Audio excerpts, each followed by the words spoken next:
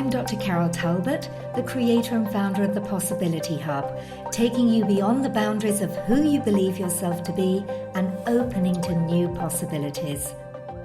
My guest in this episode is someone who quite literally helps people uncover lifetimes of hidden truth. For over 33 years, Steve Burgess has specialized in past life regression therapy, guiding thousands across 26 countries to heal deep-rooted trauma, phobias, depression, and even physical ailments through the timeless language of the unconscious mind. One of the world's most experienced hypnotherapists, Steve's work ventures far beyond the everyday, from alien abduction regressions to ancestral healing. His sessions read like a metaphysical adventure, and in fact, his book, The Adventures of a Hypnotherapist, shares just that. So get ready. This episode might just stir memories you didn't know you had. Hello, Steve, and welcome to the Possibility Hub. I'm excited to see the different directions this conversation may go. So when we think of hypnosis, most people think of it as entertainment. Maybe they've watched a stage show, or maybe they've watched on TV when it's sort of been mocked. Yet hypnosis is an extremely effective therapy. It's an extremely effective intervention. So I thought that would be a good place to start talking us about hypnosis and hypnotherapy as a therapy. So how would you explain it to somebody who's maybe coming along and thinks of it more in entertainment purposes? Yeah. Most hypnotherapists almost despise stage hypnosis because stage hypnosis is all about taking the mickey out of people and in some cases actually damaging them and humiliating them. And of course, hypnotherapists, we spend every day, all day, helping people to be put back together again. So it's a completely different sort of process in one way. Obviously, the core of hypnosis is using trance, and trance is a totally natural experience. We all go into trance at least 24 times a day. When we daydream, when we drift off into automatic pilot, when we're driving on the car and we don't realize that we're driving places, when we drifting to sleep, drift out of sleep, when we are focusing on a book or a movie and we get wrapped up in that. So trance is a natural process, and what it allows us to do is to tap into the deeper mind, the subconscious mind, which is the 99.99% of the mind that we don't overtly use on a day-to-day basis. So what a hypnotherapist, just using basic hypnotherapy, is doing is aiming to guide a client into an inner state, which generally uses relaxation as a way of getting into the inner state, and then feeding the subconscious mind with positive suggestions to help that person to change. And so that's sort of basic hypnotherapy. Now, a stage hypnotist will be using the trance to get people in trance as quickly as possible. And they also use people who are naturally very good at trance. Yes, now, so there's usually a number of tests out there to see who's more susceptible and more open to suggestions. Well, about 25 to 30% of people have a natural ability to go into trance. And I call these number ones, because when you're working with them in therapy, you can help them to heal and to change much quicker than you can with somebody who is just average in trance. So yeah, a stage hypnotist will do all sorts of suggestibility tests, get the 1 in 4 people up on stage who are good in trance, bang them in trance very quickly, and then get them to do silly things to start with. And then as the act goes on, it gets more and more outrageous. And in some cases, unfortunately, it becomes gutter stuff and extremely humiliating. And it's normally women which are absolutely humiliated by this stuff. So, you know, most of us hypnotherapists despise stage hypnosis in that way. The good thing about stage hypnosis, so it shows people how powerful this stuff is. Because to see your friend or a member of your family up on stage doing all these daft things, when they would never have done that, does give people an idea of how powerful hypnotherapy is. And so what I'm always aiming to do as a hypnotherapist come regression therapist is emphasize that we're using the powerhouse of the mind. And of course, when we're using the engine room of the mind, that's why hypnotherapy is so damn powerful. Yeah, well, of course, it shows us as well how we are programmed and manipulated by media, and programmed and conditioned in certain areas of our life. Right from the moment we're born, we're conditioned and programmed through schooling, through education. And so through hypnosis and a hypnotherapist, they can start to unlock and unpack some of that conditioning, that programming, those limitations, and really open you up to new opportunities, new vistas, and new, I mean, you've literally saved lives, right? Mm. Do Sounds you want to grandiose, do you but want to yes. share some of those experiences where Yeah.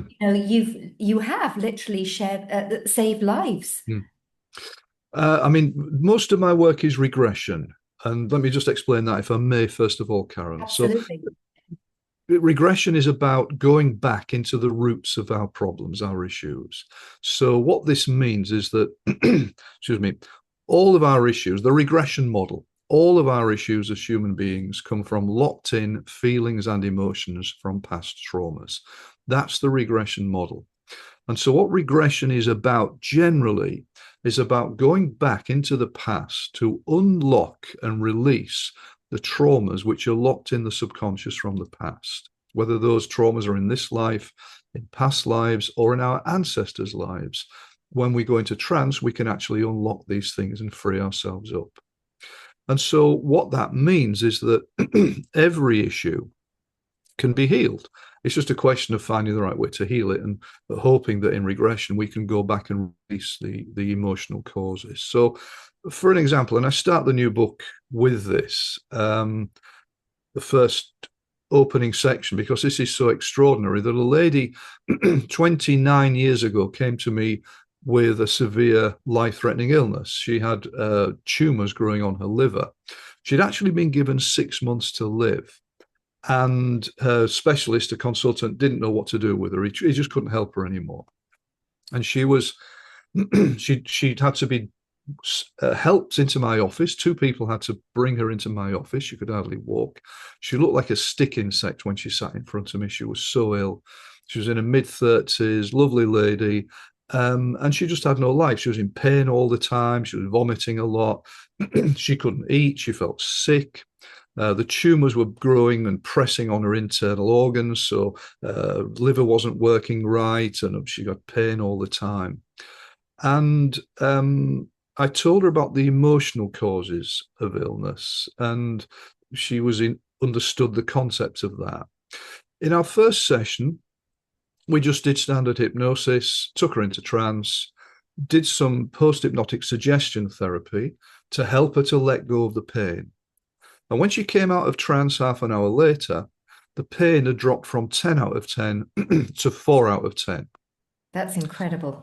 She was able to walk unaided out of my office. And she came back a week later for another session. She said, I've let go of the morphine. I don't need morphine anymore. She was on morphine all the time. She was doped up to the eyeballs on it. She didn't know what day of the week it was. Because she said, I don't need it. My body doesn't need it anymore. The pain has dropped. I taught her self-hypnosis so she could take herself into trance, so she could do pain management work. We also then began the process of opening up the emotional causes. Stuff in this lifetime, but 2 past lives. In one of the past lives, she was a Native American squaw, and her village was raided by another tribe. And in the session, and bear in mind she's in trance, as my clients are when they're experiencing these things, because she had no prior knowledge of this until she went into trance. And a Native American brave came up behind her and grabbed her and stabbed her in the back with a dagger and killed her. And of course, where did the dagger go? It went in the area of the liver. She went into another past life in the Second World War, where she was a young Polish teenage boy who was bayoneted to death by the Nazis. Then his body was thrown in the river. And again, guess where the bayonets went? In the liver area. So we release the traumas, and it is often death trauma in past lives. We released that, released it from her energy field. So it meant that her body can start to heal now. What happened is the tumor stopped growing. Now, this particular disease is so aggressive that only about 12 people in the UK at any one time has it, and very few people survive it. So as she got stronger and stronger because of the therapy we were doing, the specialist said, well, I want to do surgery again with you to see if we can put some coils into the liver to cut off the blood supply to the tumors. And he'd done the surgery twice before, and it had been a disaster twice before because she had to drink a dye down in Yeah. order for him to see up on screen what he was doing internally. And she's very allergic to most things. So when she drank the dye, she spent the whole of the surgery vomiting and retching. And there's this poor surgeon trying to do a delicate operation on a body that's moving all the time. The first time he damaged the liver itself, and the second time damaged her gallbladder so much she had to have a gallbladder removed.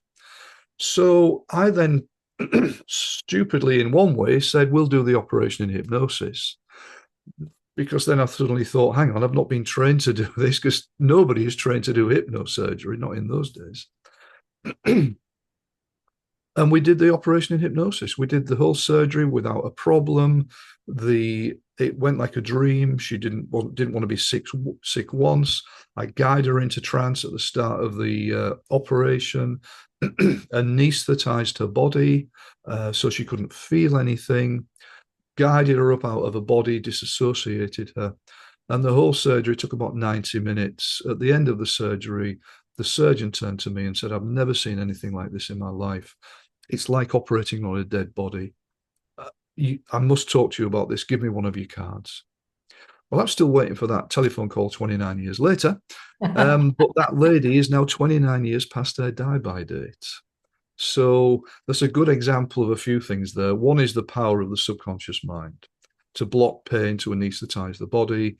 Another is the power of regression therapy to release the emotional traumas and the energies that are causing issues so that healing can take place. And of course, the wonderful ability of the mind and body to know what to do to get it back into balance and back into healing. And I Yeah. guess, although you didn't hear from the surgeon or the surgical team, what a great convincer for them because they're in a particular model of the world of how Mm. things work, that this is not possible. So, was it difficult to get permission to do this? I was gobsmacked, Carol, when he said, yes, we'll do it.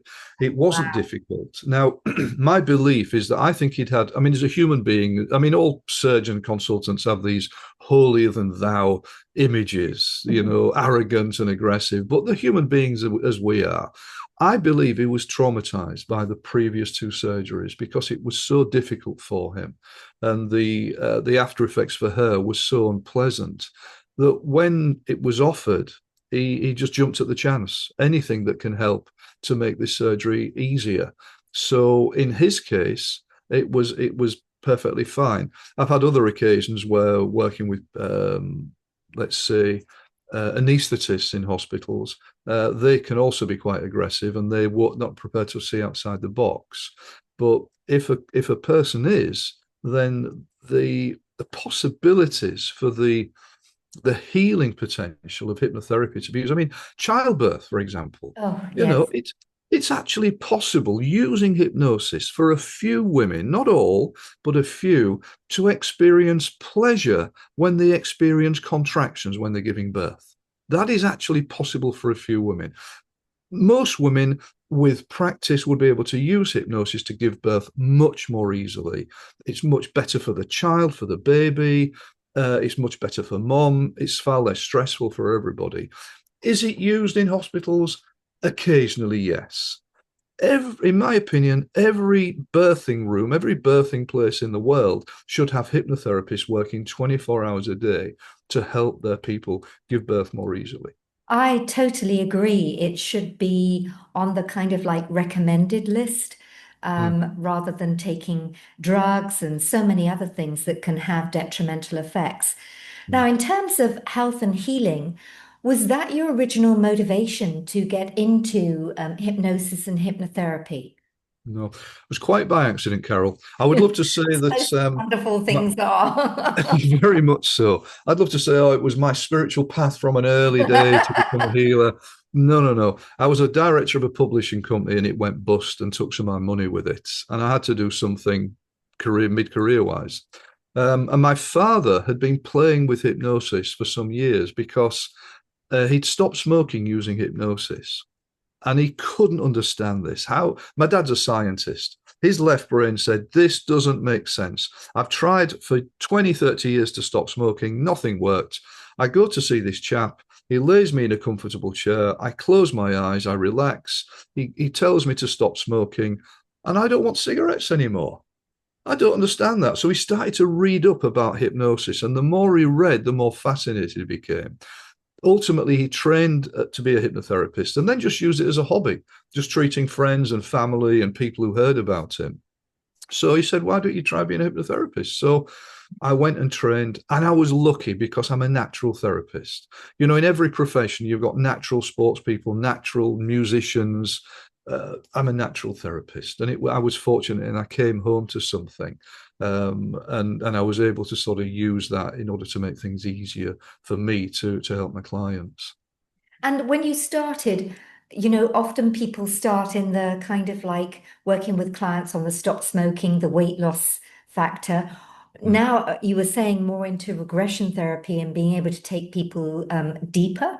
And Mhm. I know you also do emotional freedom techniques as well. I'm sure your sort of buffet has grown in terms of areas that you can help people. So, how did you start? And did it naturally evolve into getting a certain type of client? Although looking and going through your book, you've certainly had a wide variety, which I'm looking forward to exploring some of the more bizarre experiences. Yes. Yeah, I've tried to make the book as quirky as and as shocking as possible, almost to unseat the reader. And Well, you come from a publishing background, so you know well, what there is that as works. well, yes. But also, I try to inject my humour into it. And one of my reviewers, when she read the book, she said it's tea-spittingly funny, which I thought was a brilliant English phrase. Isn't it? Um, so again, it was by accident. Okay, there are no accidents. We know that. I think I've been. This has all been meant to be. But I was a normal hypnotherapist, you could say, for first year or so of my career, just using post-hypnotic suggestion therapy and visualizations and some NLP. And then one day, a young lad came, a young fella who's about mid-20s, came to see me with a severe anxiety state. And I really mean severe, Carol. You know, in every issue, we've got light, medium, severe. And And this was over here. He sat in my office and he was shaking and hyperventilating. He was stuttering his words. He was so anxious all the time. And I said, well, this is pretty bad. How long have you been like this for? He said, well, I've been anxious all of my life. I've always been a worrier, even as a kid. But since the children came along a few years ago, this anxiety got worse and worse and worse until I've had to give my job up. I can't work anymore.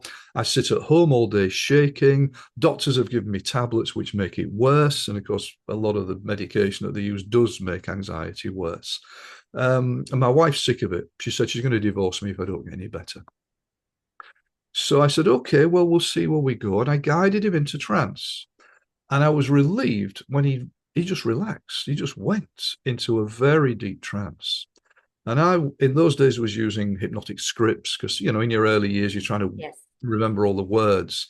And I had my anti-anxiety scripts. And so I started to read these suggestions when he was in a nice deep trance. From this time on, you're going to feel more calm. You're going to be feeling more relaxed. All of the anxieties of the past are going to drift away. You're going to be feeling much more peaceful, etc., etc. And he was so deeply relaxed. And I thought, I'm on a winner here. And then, after about 10 to 15 minutes, all of a sudden, his whole body became tense. And he started to look around in the chair like this. His eyes were closed, and he started to breathe, and he started to cry, and he started to shake, and then he started to half whisper and half shout. And he was saying, no, no, hide in here, bring the children, shh, quickly, quickly, quickly, they're coming, hide, hide, hide, hide, hide, shh, shh. And he was quiet for about 5 seconds. And all of a sudden, he started to writhe and scream and yell and kick. No, no, no, no, no. He's shouting and screaming. No, no, no, not the children. No, no, no. Ah. Now, it was 100 times bigger than that, Carol. I can imagine. And And you're he, sitting there going, holy moly. yeah, exactly. What on earth? I'm sitting there with my script. There's nothing on the script about that. And he just completely flopped down in the chair. And I said, how do you feel? He said, I feel wonderful. I feel wonderful. I thought, I bloody don't. My heart's banging away. Anxiety He said, transfer. yes. I said, what was happening? He said, it was weird. He said, I was a man in another body in another time. There were soldiers coming to try and find me and my family, Nazis. And they found us and they shot us and killed us. He said, what was that about? He's still in trance at this stage. What was that about? I said, well, you were in a past life, I think. How do you feel? He said, I feel wonderful. I have never felt this calm in my life before. I feel amazing. His issue, Carol, was cured in 15 minutes. And I thought, why don't I know about this? Yes, I knew about reincarnation. I've been practicing Buddhism for many years. I'd obviously seen past life regression stuff, but I hadn't trained in it. And this was in the early 1990s. Yes. Hardly anybody in the UK was doing this. Or even So, talking about it. exactly. And that's the wonderful thing now. It's so big. It's Yes. extraordinary how it's grown. But I got information from the American Past Life Association because I thought this is significant. I need to know more about this. Started to experiment with it, started to do past life regression group workshops. And then it just grew. I've created a system of regression now, which I train therapists around the world in, which not only can diagnose where the problems come from, this life, past life, ancestors' lives, also how many past lives, because it's often several past lives that cause issues. So again, was that an accident? I don't believe so. I think the universe sort of created these experiences for me to be moved into this sphere. And it is a controversial sphere of working, and I understand that. What I tend to say is if anybody would sit watching my sessions, I do all my sessions online nowadays. If anybody were to sit watching my sessions day after day, they would realize just how significant regression and how powerful past life regression is. I always, because, some people say, oh, I don't believe in that, or I don't. And I always say it doesn't really matter because whether you believe in it or not, because you can take it as a metaphor. And if it creates the shift, then Mm-hmm. that's all that's required, Mm. to sort of see the metaphor or to see it in a different Different perspective. way. And Yes. so sometimes the unconscious mind or the higher self gives it to us in as a past life, as a metaphor, as a story. Mm. Now, building on from that, I feel it's a natural progression to start asking you when also you started becoming aware of you've had working with people experiences with aliens, and you've Mm. also and entities, spiritual Mm-hmm. entities, which Mm. again, many people think, oh, no, that's just in their imagination. And yet, entity attack to me is very real and very real in this time. Very, Mm. very real. When you Yeah. see people have complete personality switches. So I love to go more into the realm of the bizarre and the different.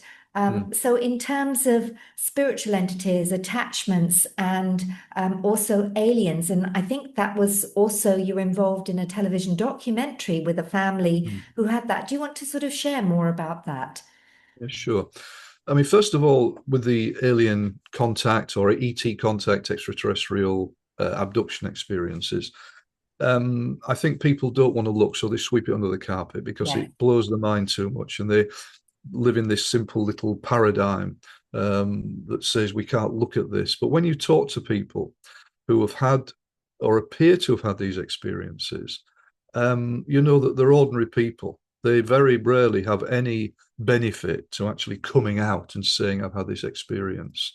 And this is proven I've worked with a few people over the years who appear to have had extraterrestrial experiences.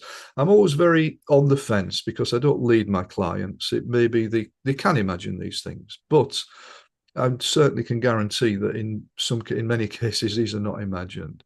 So some years ago, Sky TV got in touch with me. They were creating a program, a documentary called The Real 4400, which is still on YouTube now, about missing time experience. And a family up in North Yorkshire in England reckoned something had happened to them.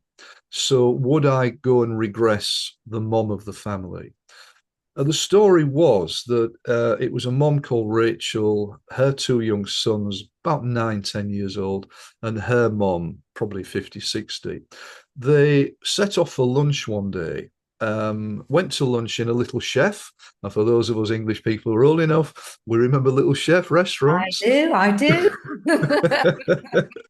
um, foreign people watching this will say, what are they talking about? But yeah, so they went to lunch, got in the car to come home, and as they're driving back down country lanes, a spacecraft suddenly came down right alongside the car, started shining lights into the car. And they were all, I mean, amazed and shocked, but they had this extraordinary feeling of euphoria as this was happening. And then at the speed of light, the spacecraft just rocketed off and disappeared. And they were all left with a feeling of loss and crestfallenness. And they would shock what had happened. That was extraordinary. They were talking about it all the way home. They arrived home to find that a journey which should have taken about 20 minutes had taken an hour and 20 minutes. They'd lost an hour of their lives and they knew something had happened, but they didn't know what. The boys, they started to get severe anxieties. I mean, they were very upset by this. The boys started to get nightmares and anxieties. They couldn't work anything out. So I regressed mom, Rachel, on camera and guided her back to that experience to see what happened. What actually happened, what she remembered was as the spacecraft came down, it took their car up underneath it into the sky. In some way, they were taken out of the car into the spacecraft, and they were in this dark interior. Behind a screen, there were some beings that didn't show themselves, but they were communicating telepathically. And they felt, again, this feeling of love and euphoria. These lights and orbs started to come out and started to move up and down around them, almost like they were being inspected, like X-rayed in some way. And when Rachel was experiencing this in the trance session, she had a big smile on her face. And then she started to cry and get very anxious and upset. She said, no, not the boys, not the boys. Because obviously these lights were about to start going to them. And then suddenly she relaxed and she said, they're telling me it's okay. They're not going to hurt us. They're just checking things out. So this went on for a little while before they were put back in the car. The car was lowered back on the road. They carried on driving and then they saw the spacecraft shoot off at the speed of light. They now knew something had happened and she knew what had happened. The relief for that family was amazing. Now, people would say they must have made it up. Why on earth did they make that up? Yes. What benefit do they have to making that up? We know that people who come out having had contact experiences are nearly always ridiculed. In some cases, their lives are broken, totally broken, because of the ridicule they have to face. There was no financial benefit, and this was a normal family. They're not a family of psychiatric cases. This is there's an Australian hypnotherapist who's done many regressions with children around the world who have had extraterrestrial contact experiences. And she says, I think she's done 10,000 of these. They're all normal families. They're all functioning in the world. They have jobs. They're not weirdos trying to prove something. So why would that family have made that up if it wasn't real? And my belief is that that was very real, and it happened. So people who dismiss this, it's just dismiss it.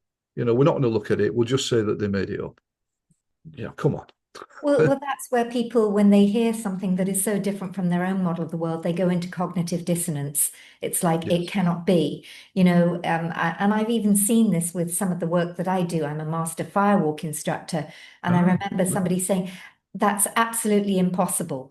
And look, I've been running firewalks for 20 plus years, and I know yeah. it's possible from my own experience in taking thousands and thousands of people through it. And I didn't actually want to engage further in the conversation because it's so far from her own model of the world. I'm not Yes. there to, force her to accept No. a new belief. And when people are ready, Yes. that's when it opens the See. door. And I believe that's where hypnosis and hypnotherapy can be a beautiful gateway to Yeah. open people up and help them understand their own psyche and what's going on in other Yeah. ways, and also be a convincer for other people as well. Yeah. Well, it was very much the case for me with spirit release work, spirit attachments. I used to look at this and think, oh, it's not, this is all bollocks, isn't it? Come on. These are people just making this up. It means I can pretend I've got a spirit attached to me, so I don't have to take responsibility for my actions and my Exactly. stuff. And then I started occasionally getting clients who thought they had spirit attachments. And I talked to a couple of friends who I respected greatly. One especially was a hypnotherapist who specialized in doing spirit release work. And I talked to him and I said, come on, Mike. I said, this is all nonsense, isn't it? People are just making this up. He said, this is very real, Burgess. And he told me some of his experiences clearing houses of spooks, moving Yes. spirit bodies. And he was a big man. He was twice my size. He said, most of these spirits are just lost, confused. Occasionally you'll get one which is not very nice. And one which he met, which was not very nice, he actually picked him up and threw him across the room when he was trying to do a house clearance. Now, this man was no fool, and when I started to hear stories like that, I thought there is maybe something in this. I don't go looking for spirit attachments in my sessions unless it's pretty obvious that there is one, or unless everything else isn't working, and I have to ask the subconscious, are there any spirit attachments here? Not everybody has spirit attachments, far from it. And I don't even use the word entity because I think entity is more frightening and scary. Yes. These, in most terms, are just spirits, people who have died, got stuck around on Earth and don't know where to go, or are too scared to move on. Maybe in their life they've done some naughty things and they think they're going to be judged, or they've been brainwashed with the concept of hell. And in my opinion, hell doesn't exist. It's just a Catholic brainwashing device to keep people under control. I've done thousands and thousands and thousands of regressions in past lives where people have died and gone into spirit. Nobody mentions hell. When we die, it's a place of beauty and a place of freedom. But sometimes spirits don't want to move on because they're scared. Occasionally, you'll get one which is a bit more unpleasant. But I've only ever had one in all my career. So, first of all, spirit attachments are not common, but they are more common than people realize. Right. And I'm sure you've come across Michael Newton's work, Life Between Lives. Yeah. If you're doing regression work, you must have experienced people going to that time and space, well, it isn't time, it isn't Mm. space, um, going between lives. Yes. And so have you found that there's also learnings and things that they can gain from that space and place in terms of maybe a purpose or a reason that they chose certain challenges in their life or certain experiences? I will say first of all, Carol, that although it does happen often in my sessions, that's not my specialism. My specialism is about releasing trauma, healing the issues. However, quite naturally, many people, when they go into spirit after death, they do have very similar experiences. And they often find that they are led to a place of beauty where they are then able to heal. They maybe go to halls of learning where the spirit elders will come and look at the life that they've just lived and show them where they've screwed up, really. And it's all about over many lifetimes growing as a soul so that ultimately we become one with source. And the experiences that we have to go through over many lifetimes help us to grow as a soul, so that then we can move away from this earth plane and move on to these higher planes. So people often talk about the contracts they create about the life they're about to live. But nothing is cast in stone. There's a sort of a loose template which is written, you could say, before we are reborn in this life, mainly about the things that we're going to learn, or others can learn from us, because sometimes we're living some of our lives for other people. It's not all about us. Sometimes we're in other people's lives. You know, that we're living clusters of souls, groups of souls, who we reincarnate with life after life many times in different ways. And so sometimes what we do in a life is more for somebody else than just for us. So these sort of loose templates are set out, but we still have free will. We can still screw everything up if we want to. Oh, totally. Totally. And most of us do. So what's been one of the most bizarre experiences you've had with a client? There's so many of them. And I know that you write about many of them in your book. Yeah. I mean, one very strange one, which was actually, I couldn't help this gentleman, but it was really weird. His wife called me and she said he had a phobia of fleas. And I thought, okay, well, we work with phobias all the time. And usually hypnotherapy and NLP, EFT are magnificent ways of knocking out phobias. But he arrived and he came and sat in front of me in my office, and he just sat staring at me in an unblinking way. I don't think he blinked once. And he was totally fixated on watching me. And you know what it's like when somebody's just looking at you like that. And I felt a little bit weird, but I said, okay, so tell me about this phobia. He said, oh, I don't have a phobia. I said, but your wife said you have a phobia of fleas. No, no, no. He said, I have fleas. You have fleas? Yeah. And all the time he's watching me. I said, what do you mean you have fleas? Well, he said, I've got fleas. They're all around me. They're at home. They're all around me. My wife doesn't believe me, but I have fleas. So I said, well, how do you know you've got fleas? So he said, well, because when I'm talking to somebody, at some stage, within a minute or two of me talking to them, they start to scratch themselves. And then I know that I've passed my fleas on to them. And then I realized the real reason he was watching me so intently, waiting for you to scratch. He was watching to see if I scratched. And then he could say, there you go, I've passed you my fleas. So then I knew whatever I did, I must not scratch. I must not scratch. And you know what happens, Carol, when you know you mustn't scratch? I got, there was an itch on my back and I thought, don't scratch it. And then an itch here and that, don't scratch it. And then my face started to itch and I started to twitch and do this. And all the time he was watching me with these open eyes. And I mean, he wouldn't let me do any hypnosis on him because he didn't think he had a problem. He was delusional. And I did my best. I said, look, if, you know, I think your wife should get and I spoke to his wife afterwards, get the health services to come into your home and check everywhere and prove that there is not a single flea in that house, because then you will know. I'm not sure whether he let her do that, but unfortunately, it was one of my failures in a way, because he wouldn't let me work with him. But it was really spooky and weird. But at the end of the session, when they both left, I had to just run around and scratch everywhere. I was just itching for minutes afterwards. And doesn't that highlight as well that the person has to want to make the shift? Mm-hmm. You know, we cannot take people places that they do not want to go, and if they're not open. And I love the subtitle of your book, Am I Under? Because you must have heard that thousands and thousands of times. It's like I could hear you all the way through. Am I under? And then, you know, then the other question, well, if I do go under, will I ever come out? Yeah. People say to me, should I take a day off work if I've had a hypnotherapy session? What? Because they've got this weird idea. And of course, this is partly going back to where we started with. Stage hypnotists use the word sleep. And so everybody, when you got your eyes closed, it looks like they're asleep. Those people are not asleep on stage. If they're asleep, they wouldn't hear anything that is being said to them by the stage hypnotist. Sleep is different from the trance state. Totally, yeah.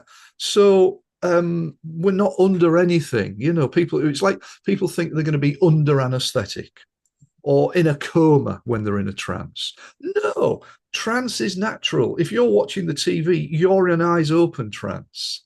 If you're meditating, that's trance. So we don't go under anything. We go into trance. We go into a relaxed state, not under it. But you're quite right. The number of times, it's like a red rag to a bull. When somebody says the word under to a hypnotherapist who knows what they're doing, and there are still hypnotherapists out there who would talk about putting the client under, which is shocking to me. It shows how badly trained they are. It's bad language, bad Mm, use of language. yeah, And of course, in hypnosis, language is everything. absolutely. You Yeah. know, I've just run a course on Ericksonian hypnotherapy. yes. Oh, what a Erickson was master. What a master. extraordinary. Yeah. And the way he used language patterns in order to help his clients to change in a very natural way. I've just run a 2-day course in the south of England teaching some of his techniques. And it's often just through metaphor. Oh, Which massively. again Yeah. Yeah. Yes. engages the client. So in all your years, all your over 30 years, 33 years, what have been some of the biggest learnings for you? Because I know you've opened up, doors for many of your clients. But what about you? Where do you feel that it's shifted your understanding of, us as human beings or expanded your own model of the world? Mm. Initially, my model of the subconscious was the Freudian model of the mind, the iceberg model. The tip of the iceberg is the thinking conscious mind, 0.01%. The bulk of the iceberg beneath the waves is the subconscious, 99.9%. But as I've worked more and more and moved into more esoteric places with my work, I've come to believe that we all have a higher self. My belief is that, and the higher self either is our subconscious or is intimately connected to it. And our higher self is an all knowing, all wise part of ourselves. It knows everything there is to know about us. And it has a desperate need for us to be well and for us to grow as a soul. And so that's one learning. Secondly, my own spiritual path. And I write a little bit about this in the book. I was a practicing Buddhist for many years and then moved into Native American shamanism and did training in shamanism for a few years. I write about the book in a ceremony I did where I sat in my own grave for a night as part of a shamanic ceremony. But I've come to understand and move more into non-duality as a sort of a spiritual philosophy. Because for me, it's the ultimate spiritual philosophy, which is basically that everything is one. Nothing is separate. And my belief is that as a soul, once we start to live our lives believing that there is no separateness, that we are all one, that everyone is just a reflection of me, we live our lives differently. And then we start to live our lives with love. And that has been something that has grown in me over the last 30 odd years. 30 odd years ago, I was a typical stupid male. Now I'm still a stupid male, but I'm maybe less stupid than I was then. But for me, it's this growth into non-duality, into oneness. And I think the second thing is understanding that we've all got baggage. We've all got stuff that needs to be worked on. John Bradshaw, the father of inner child therapy, he says that only 4% of people are truly functional. Well, I've yet to meet any of that 4%. I think we're all screwed up in some way. The nearest I got to one of the 4%, I met a Tibetan Lama up in Scotland when I was doing a Buddhist retreat some years ago. I think he was pretty much switched on and balanced. Most of us have got emotional baggage. So it's about doing the work on ourselves in order to heal, because when we heal, we become less reactive. And instead of living life like that, we live life like that. And my belief is that good therapy sets you free. It helps you become less reactive, and it helps you to find peace inside. And when we are more at peace with ourselves, we're at peace with the world, then we're living in the energy of love. So those sort of growths have taken, for me, 30 odd years. I'm a slow learner, really. Well, I feel that with what you've said, some of us may resonate with it, yet we're not embodying it yet. And it does take time to fully embody and embrace it, particularly on the duality Mm, and non-judgment, and realize that we do live in a polarized world, and that, mm, it's all that and more. yeah. So sometimes it's easier said than done.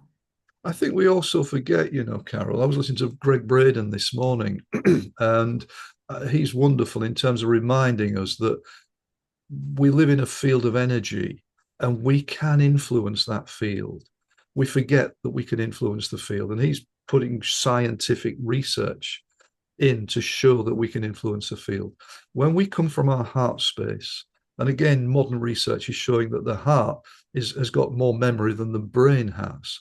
When we come from our heart space, then we can influence things in the world.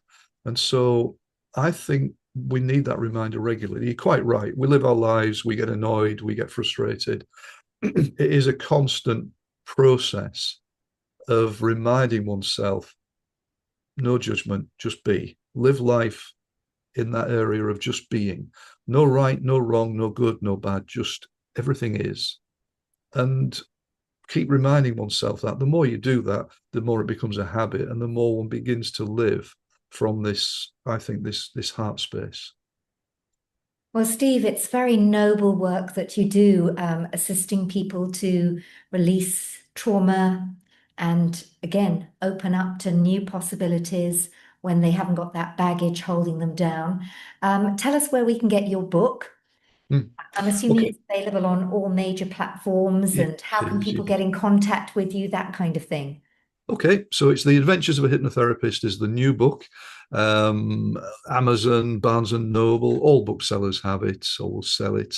My website, steveburgesshypnosis.com, steveburgesshypnosis.com. Facebook is The Power of Past Life Regression, and that's the title of my second book, which I wrote a few years ago, which is all about past life regression. But I always like people to look at my YouTube channel, which is Hypno for All. On there, I've done quite a few interviews with members of my team about regression therapy, but there are 26 free hypnotherapy recordings on there to help people with all sorts of issues. So anxiety, irritable bowel, weight loss, etc., etc. And it's my way of giving back to the world, because not everybody can afford to have therapy. So if somebody wants to taste hypnotherapy, play some of my hypnotherapy recordings. They're all free. And so, as I say, I just like people to look at it, because that's my way of giving back to the world. And And of what I course, it want to doesn't mention, matter. just Sorry, go ahead. sorry, I would just lastly just mention, I recorded a TV pilot show last year, an episode about past life regression, and I'm doing my best to get it in front of TV production companies, because I think it's a brilliant concept to do past life regression as a TV program. And of course, the TV industry is a closed shop. So Yes. if any of your viewers and listeners have got contacts in the TV world who might be interested, please get in touch with me, because I'm really pleased with this pilot episode. I think it's a fascinating concept to have on television. It sounds fascinating. And of course, the great thing as well that we talked about right in the beginning is that it really doesn't matter where somebody else is in the world. I mean, I'm in Dubai, you're in the UK, but the sessions that you do are mainly online. Mm, So people can reach out to you if they want to book a session as well, yeah, wherever they are in the world. So that's yeah. another bonus. So, Steve, thank you so much for a very interesting and engaging conversation.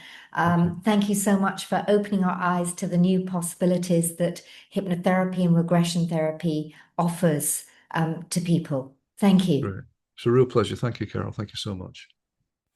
Thank you for tuning into this episode with my guest, Steve Burgess.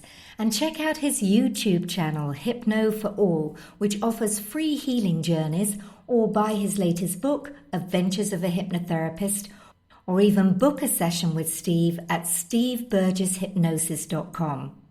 As always, I'm thrilled to be sharing possibilities with you. And if you want more, then check out the link at thepossibilityhub.com. And if you feel that others can benefit from listening in, then please go ahead and share, review, like, or follow me on Instagram, carolktalbot, or check my YouTube channel.